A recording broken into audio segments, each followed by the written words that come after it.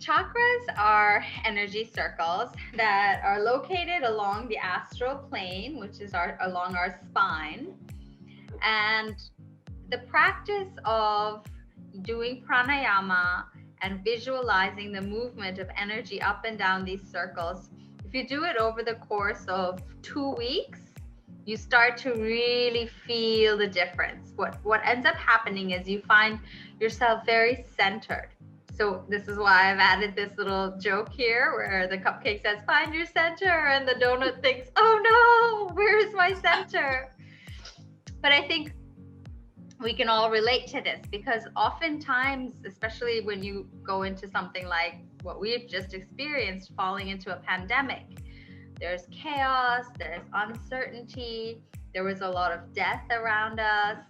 So you can find yourself lost, confused, scared, uncertain, especially at times like this. To be able to ground yourself and find your center, that is very important. And for me, pranayama and chakra meditation has been a huge part of being able to cope with this pandemic.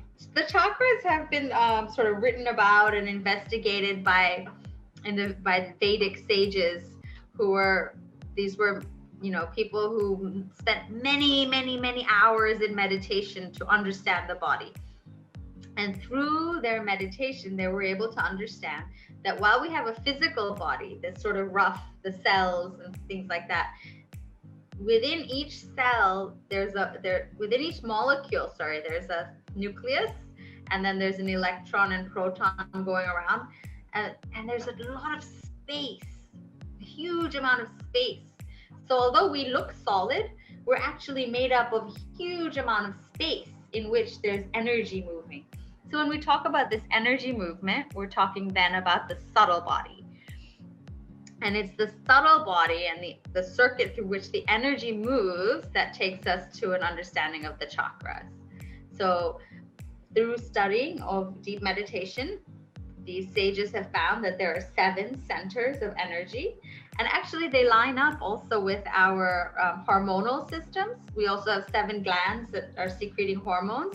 So if you're a very diehard science, Western science kind of person, and you don't want to think of it as energy centers, you can also think of it as your hormonal centers in your endocrine gland, or as symbolic centers that represent different aspects of yourself.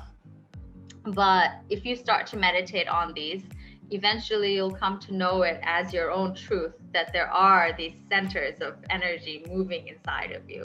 So it's really quite profound. You can approach it from a space of Western science, symbolism, or actual energy centers, which is what they are.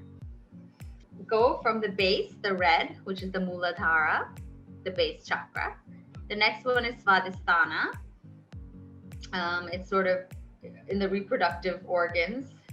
Then the Manipura, which is in the heart, in the navel, it's your digestive area. Then Anahata, which is your heart. Vishuddha, which is your throat. Ajna, which is your third eye. And Sahasra, which is your crown chakra. And each of these have a light that corresponds to it, because if you think of them as energy waves, when you're at your base chakra, they're red. As you moving upwards, you're becoming more and more refined. It's moving towards a more spiritual space, and so the vibration is getting is becoming tighter and tighter till you're coming up to a lilac color.